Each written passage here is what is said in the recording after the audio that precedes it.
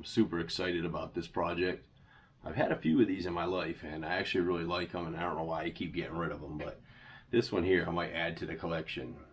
Today we're working on a 2008 Kawasaki KFX450R Sport Quad with reverse.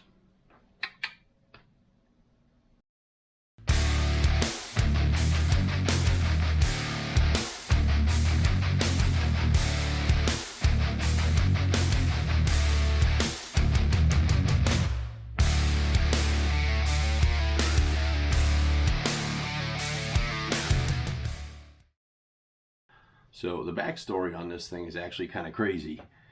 This guy here was riding it and he parked it in his barn. That's it. He let it sit. So it's been sitting for a while. Now just standing here, I can smell the horrific odor of stale, rotten, varnishy fuel. No doubt there's ethanol fuel in here as well. Now the battery even holds a charge. And when you crank it, you can hear this thing thumping out the back. Thump, thump, thump, thump, thump. But she won't catch.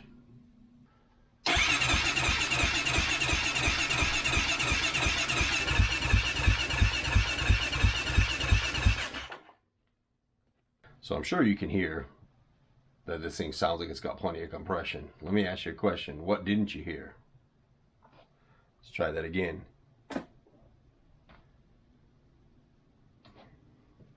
Key off, key on. Well, let me give you a little bit of a hint. This here is a fuel injected bike. As soon as we turn the key on, we should hear this fuel pump spin up for a few seconds. Not hearing that. And judging by what's in this tank, I don't doubt it.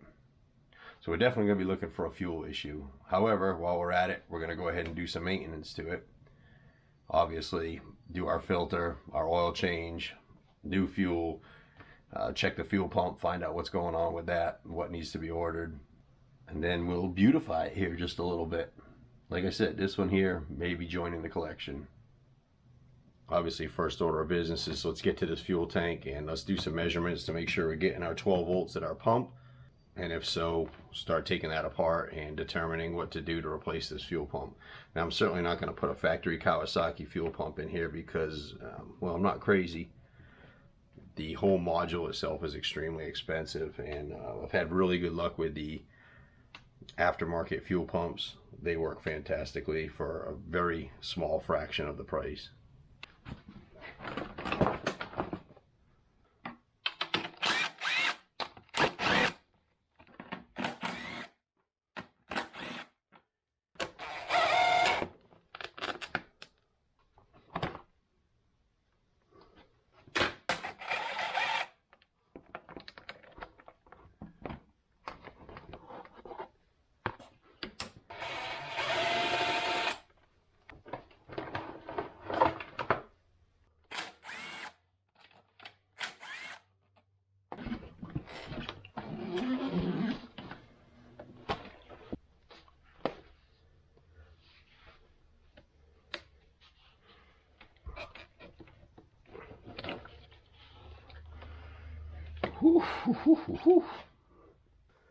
Our connector on our harness, black with yellow, red with white, or white with red, one way or the other. Those are the two for your fuel pump. Polarity is not going to matter for testing. Going to set our meter for DC volts. Just going to go across those terminals and then turn on our key. And we are getting 12 volts to the fuel pump. I'm also going to jump the pump out on the bench to make sure it's not running. There are issues with resistance problems or ground problems where you may show 12 volts here with a digital multimeter, but as soon as you put a load on, it could be 0. I'm not saying that's the case here, and I doubt it is, but those kind of things can drive you crazy as well. Regardless, I'm super curious to hear it run. What I'm going to do is pop my boot off and squirt some fuel mixed with 2-cycle oil inside the engine, see if she pops off. Now you're probably saying, why are you putting 2-stroke engine? This is a 4-stroke, bruh. and I understand that. Fact of the matter is, spraying these things down with ether, starting fluid, brake clean, carburetor cleaner to get them started is absolutely horrible for them. It will actually wash down the cylinders, and that's a lot of friction without some oil. So putting a little bit of gasoline with some 2-stroke oil down in your cylinder is a good thing for it. Won't hurt it at all.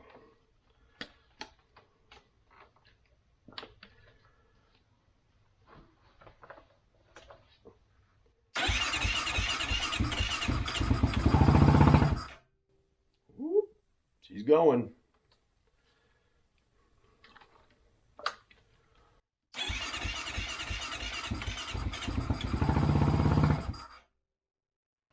Well, that's awesome. That's great news. A lot of times when you buy these bikes, you get lied to.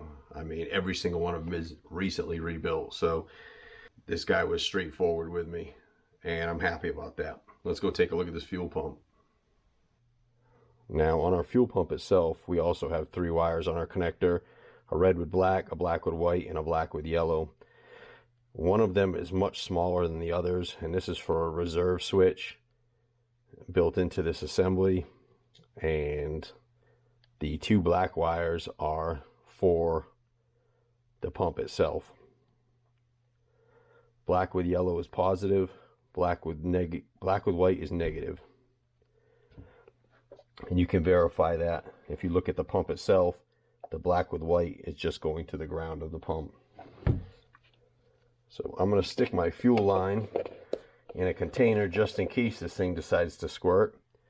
And we will put 12 volts power across black with yellow and black with white and see if things spins up.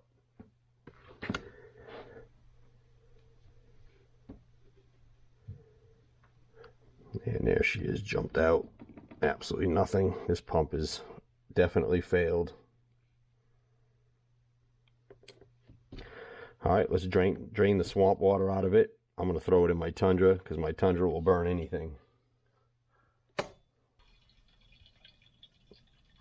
Look at that beautiful brown goldish varnish color. I wish y'all could smell how bad it smells in here. This fuel is done.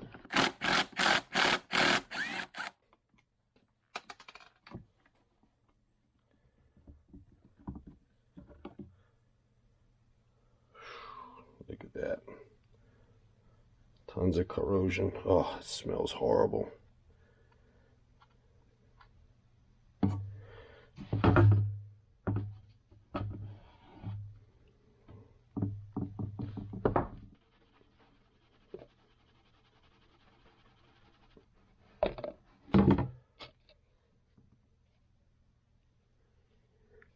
That's what we got in our tank. Alright, let me see if I can get this thing apart. Whew.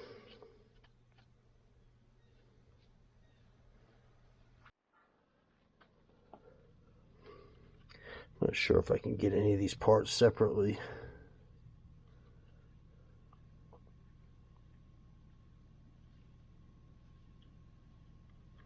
But this switch is broken.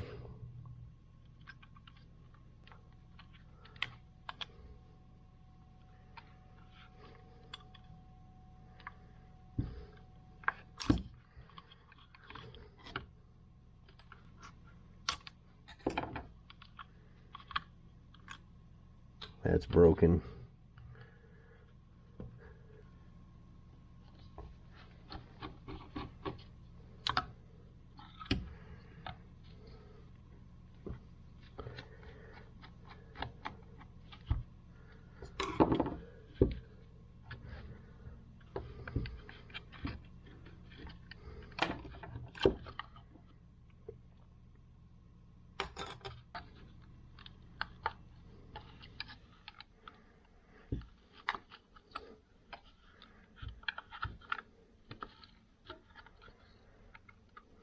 Oh man, that smells bad.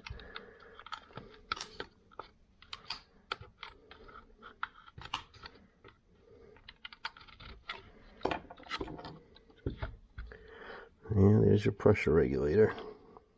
Sure, that works beautifully. Here's our pump.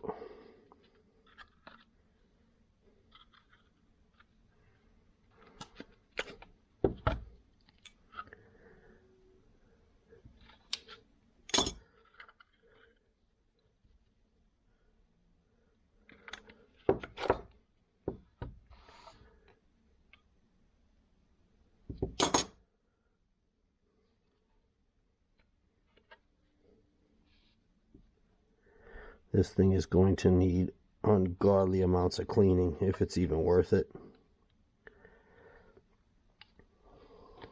Well, earlier when I said I wasn't crazy and I said I wasn't going to buy a Kawasaki fuel pump, after psychological evaluation, turns out I am crazy. And I did purchase a Kawasaki complete fuel pump assembly.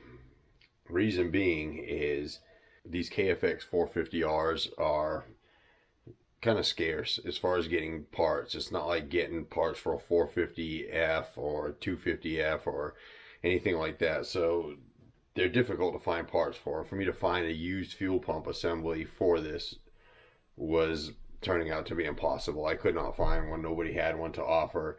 This one here was not technically rebuildable.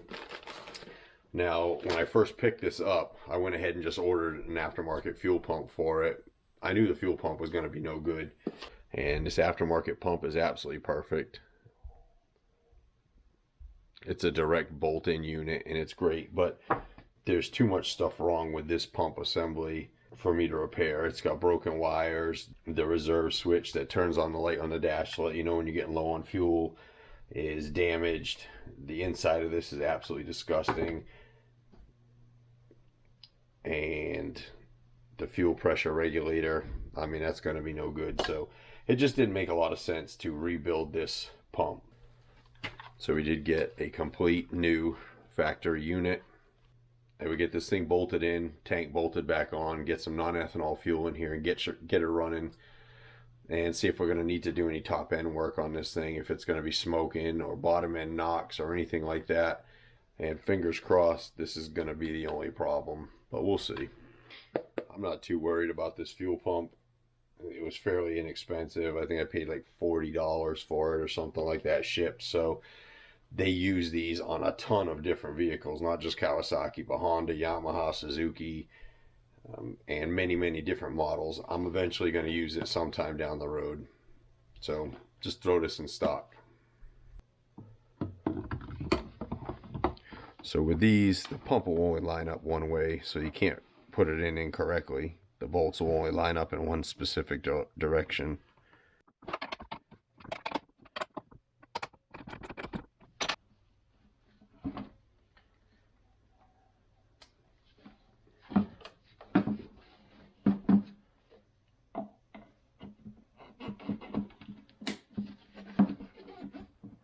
I'll go ahead and flip the key on, see if we hear this pump run.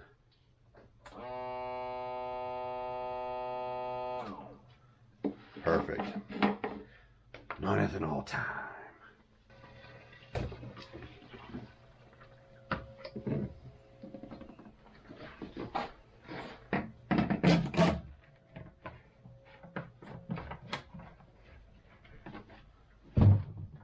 Make sure we don't have any fuel leaks or anything like that.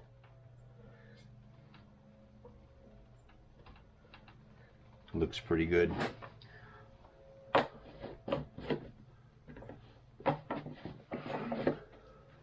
Now, I don't know what kind of condition this fuel injector or any of that stuff is going to be in, so my fingers crossed that this thing will actually start up and run on its own fuel injector.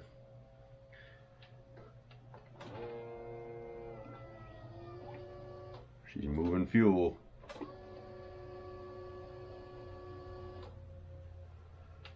Here we go.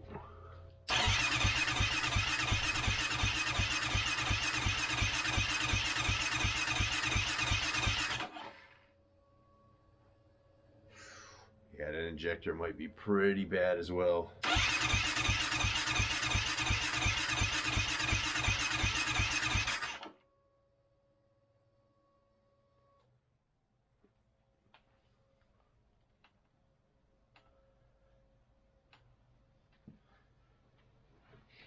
Ooh, it stinks.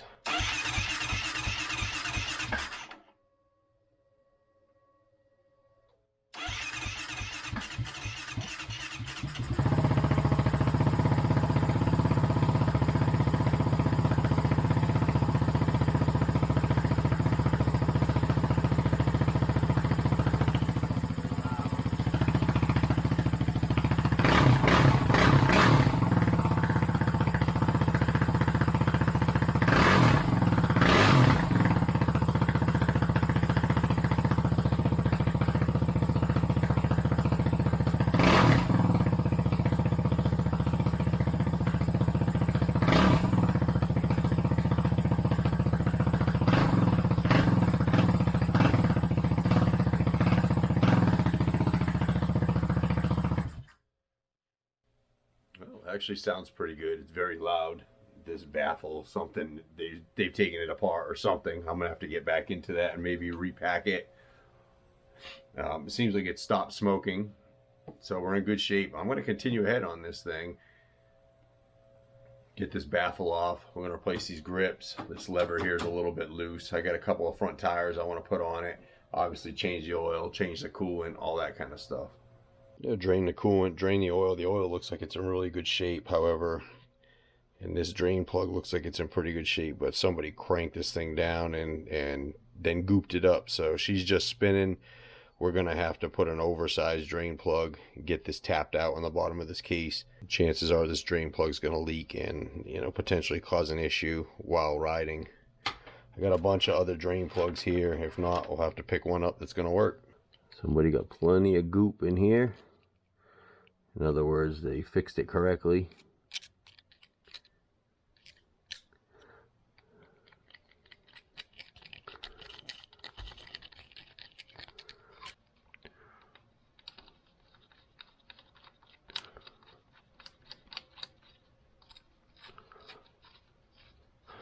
Well, she's just spinning, that's for sure. Well, in this case here, we've got two options. I can drill and tap this to a larger size, or we can drill it out and put a helicoil in there. I think at this point I'm going to go ahead and drill and tap it for this larger size drain bolt, since I already have it. Alright, we're going to get this drilled out for this larger size bolt. Now ideally you'd want to pull this engine apart so we don't get any metal shavings in there. That's not going to be the case for a lot of people. We're not going to pull this entire engine apart to do this. So what we want to do is we're going to coat our drill with wheel bearing grease. And we'll take our time and go in nice and slow, and this grease will catch any filings.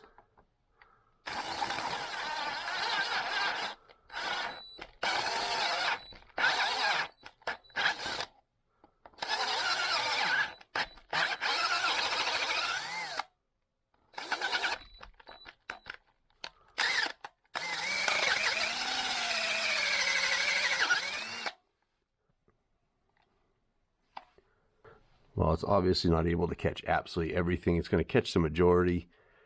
And what will happen is we will run this for a little bit and we'll change our oil once again.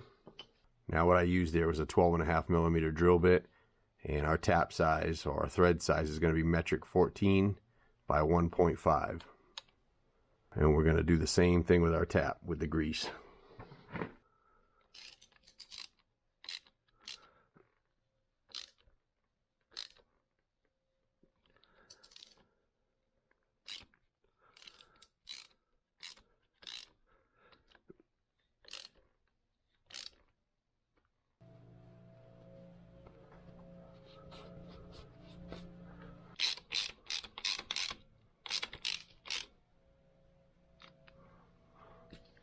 Well, while I got her up on end, let's throw another set of meats on it.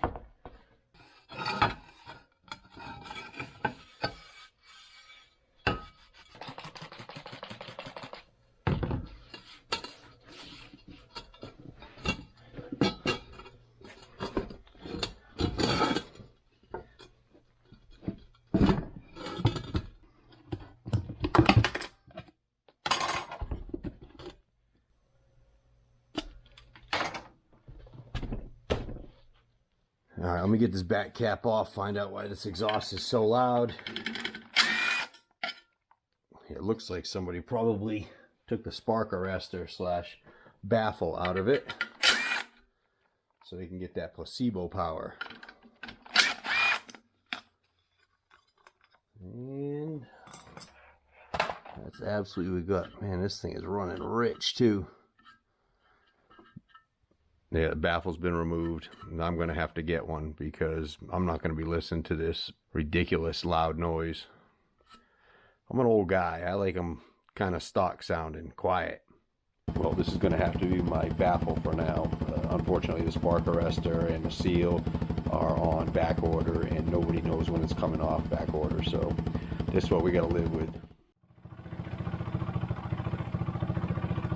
Well, we've got a coolant leak coming out of this weep hole. What that's telling me is that the seals inside of here are bad.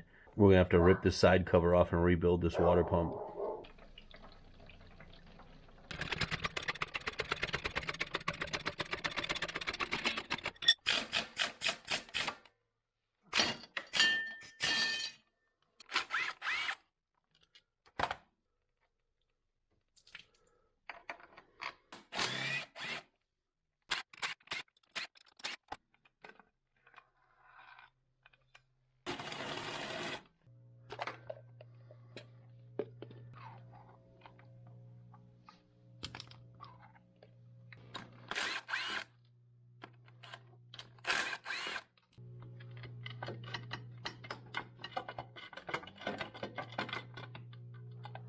So apparently I have to take the whole clutch basket off to get this cover off. Way to go, Kawasaki.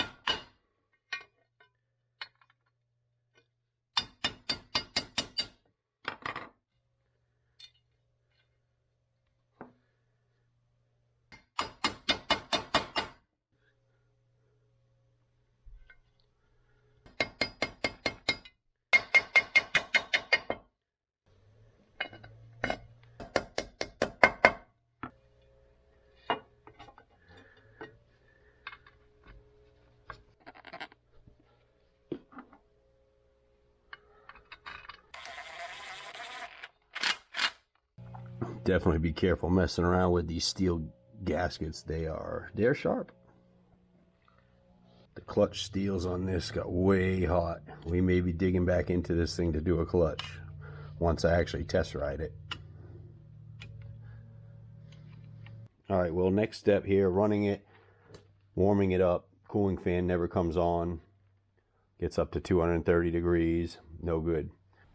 So I disconnect the wires from the cooling fan plug, and these are some custom wiring jobs here. So they had it basically tied into a ground here on the headlight and to the positive on the headlight.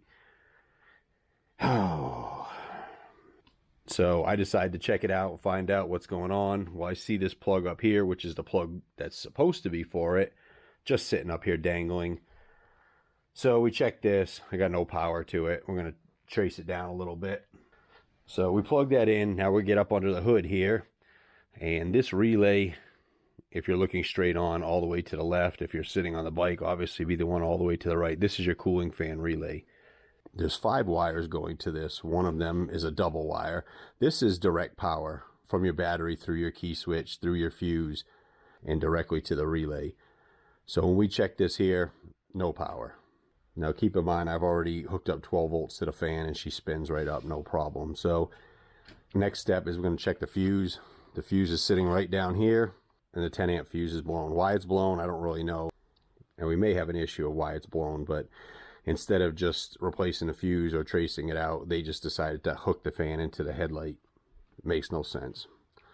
But anyway, now that we replaced that fuse, so now we turn our key on and we check this double blue and we have our 12 volts.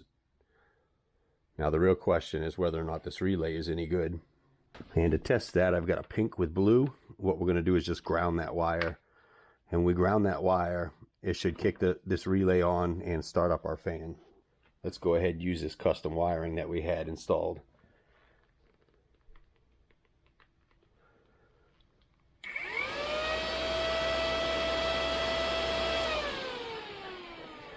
Now this doesn't mean that it's fixed. I'm going to assume that it's fixed, but the potential issue could be that the temp sensor may not be working either, kicking this fan on. I don't really know why they did what they did, but the secondary side of the relay is in great shape. It's working properly. We'll start this thing up, bring it up to temp, and see if that fan kicks on.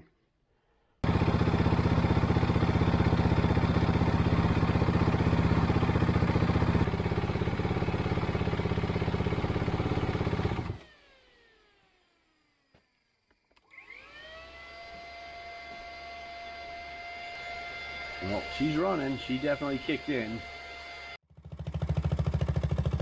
So that's going to do it for this episode.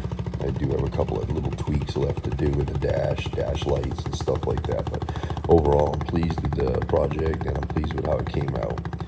Thank you guys as always for all your support, comments, and love. We'll see you on the next one.